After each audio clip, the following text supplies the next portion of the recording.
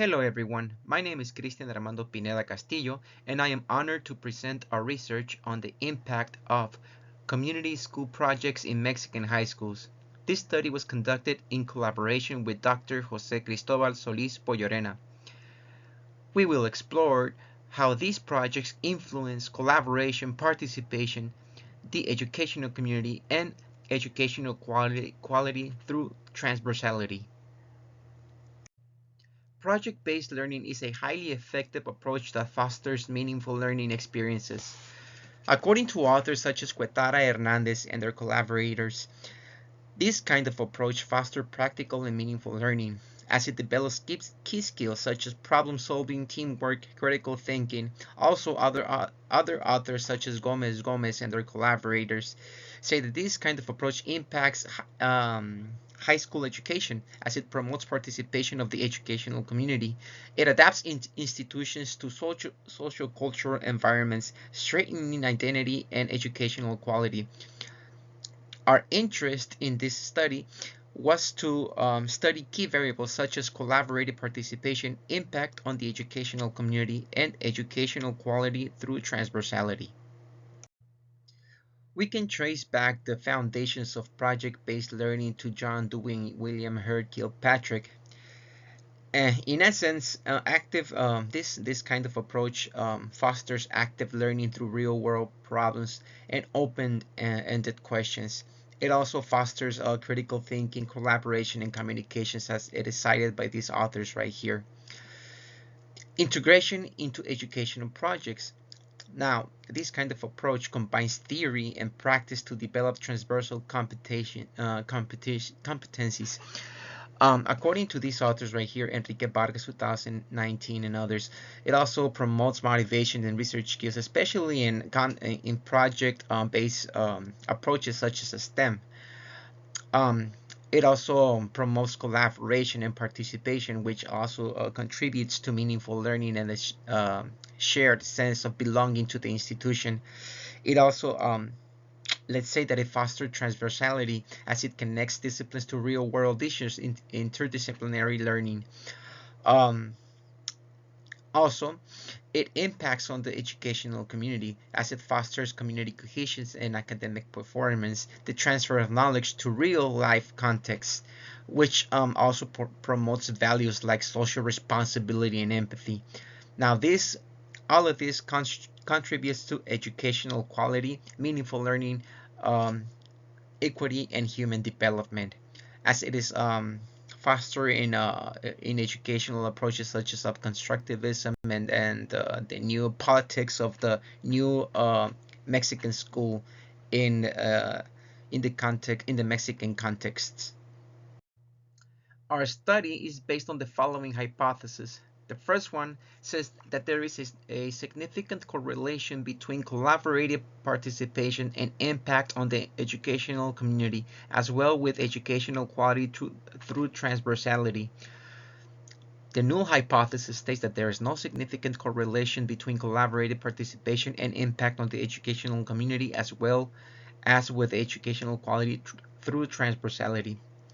The research assumption is that key factors for the success of community school projects include effective leadership, community commitment, and adequate resources. In contrast, obstacles such as poor communications, resistance to change, and research can affect these the outcomes.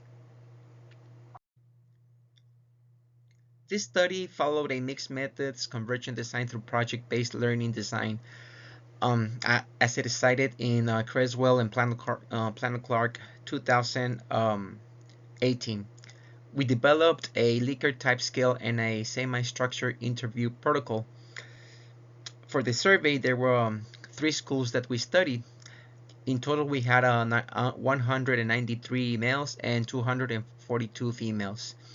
In the interviews, we interviewed 4 males and 3 females. The software that we used SPSS version 29 as well as AMOS 29. We also used the James Gaskin Stats Tool package for other calculations, and we used ChatGPT for the qualitative analysis. And Following ethics and rigor, we used an informed consent to ensure ethics, uh, the respondents being anonymous, and their right to withdraw the research at any time they wanted. We asked for permission to the authorities, and we used validation techniques with rigorous process to ensure that our um, research tools were of good quality. Um, we used rigorous data analysis techniques, including in the quantitative study and in the qualitative analysis. As you can see in this table right here, when we assess normality, for each of the values in the test, most of them did not meet the normal distribution. For example, in the Kolmogorov, Smirnov, and Shapiro-Wilk test, our values were below the threshold level, which is 0.05, and therefore we did not meet normality in this sense. However, in univariate normality, we did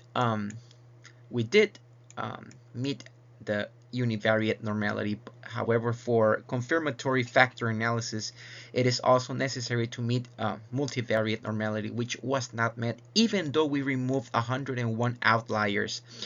The critical ratio for the multivariate normality exceeded the expected values cited by authors such as Klein and Barn 2016. The Bollenstein, we also try to mitigate normality using the Bollenstein bootstrapping, using 1,000 bootstrap samples. However, we did not meet normality again. Therefore, we use robust estimate methods such as unweighted least squares to make the calculations. Here you can see the specification of the measurement model. You can see the variable right here, impact on the educational community, and the items that are part of this construct. You can see right here the construct educational quality through transversality, and you can see the items right here that are part of this construct right here, and you can see right here collaborative participation, and you can see the items right here that are part of this construct. Here we have the model fit assessment using the unweighted least squares estimation method. Here we have an approximate, let's say, idea of what the cutoff values should be right here, and you can see that the results right here, all of these right here, exceed the expectations. As it is known, the chi-squared, it is a fit indice or statistic that is sensible to the sample size. Therefore, we should use other fit indices to assess the model. Right here, for example, one that could be questionable, but it's not questionable, is this one right here, the SRMR. However, some authors suggest that also a value of below 0.08 is acceptable. Therefore, we also accept this value.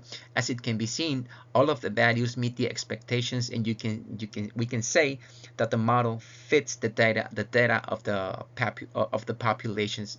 In terms of the incremental fit indices, we also have excellent values right here. All of them exceed the expected values on this area right here. In terms of parsimony, we can see that we have an acceptable, let's say, an acceptable model, because all of the values that we have right here are close to 1.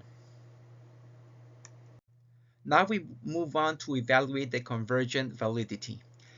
And we have two criteria right here to evaluate convergent validity, which is the average variance extracted, AVE, and we have the range of factor loadings. According to Fornell and Likert, a value of AVE should be equals to or above 0.50. Now, according to this criteria, we do not meet convergent validity. However, if we follow authors such as Brown 2015 and others, we can see that we do meet convergent validity. Why? Because the constructs the factor loadings of the constructs and the variables are above 0.40 for each of the constructs. In terms of reliability, we can see that we have three statistics right here, which are preferable to evaluate construct reliability. The first two, the McDonald's omega and the composite reliability. Why? Because the Cronbach alpha is tau equivalent, and the loadings in the variables of the constructs are not the same. So sometimes some authors say that it is okay to include this value just as a reference, but in general terms, the authors such as Hare 2019 and others say that the minimum value accepted for a construct reliability is 60, but that is poor reliability. Most authors suggest a cutoff value of 0.70 and above. As we can see right here, in these two statistics tests, the McDonald's omega and composite reliability, we are way above the cutoff value and the desirable value of 0.70. In terms of discriminant validity, we can see that according to these authors, we do meet discriminant validity, for example, clearly for these two combinations, for collaborative participation and impact in the educational community, and for collaborative participation and educational quality through transversality. We do have some issues, I want to say, we do have some issues right here, because we have poor discriminant validity right here, but in terms of confidence intervals, we do not meet or the value does not touch the value of 1. Therefore, we still have some discriminant validity, even though it's poor, but it is there. In terms of the this statistic right here, the hetero-trait monotrait ratio or method, we can say that the same criteria applies. We can say that we have some discriminant validity, and we do have the problem right here of poor discriminant validity. For the qualitative procedure, we first conducted the interviews, then we transcribed the interviews. After that, we carried out the content analysis assisted by artificial intelligence, ChatGPT, and then we revised and adjusted these interpretations by the AI, and then we did some axial coding to relate the categories and the information that we found in terms of qualitative analysis. Now, if we can see right here in the descriptive statistics, when we measure the impact of the perception of the students towards the community school projects, we can see that their perceptions is very, very positive. Most of the answers are or fall in the area of high and very high positive perception. We want to acknowledge the fact that we do have a considerate percentage of answers within the medium category. Therefore, the qualitative analysis was very useful to find out why the students perceive or did not perceive the community school projects as very, very effective. If we move on to the correlational analysis, we can see that the correlations are moderate, and we have an effect size of also kind of a moderate right here. We can see the effect size, and we have a power analysis of 1.000. So that is for the correlation between the constructs, collaborative participation, impact on the educational communities, and collaborative participation and educational quality through transversality, and impact in the educational community and educational quality through transversality, all of them to be statistically significant. Now we can see right here this figure that represents the qualitative analysis, and this was done by hand in by Microsoft Word. We have 5 categories right here, 5 main categories or themes, if we want to call them. The first one is teamwork. Right here, teamwork. We also have educational impact on the educational community, which is this one right here. We also have relevance and direction of projects, which is this one right here.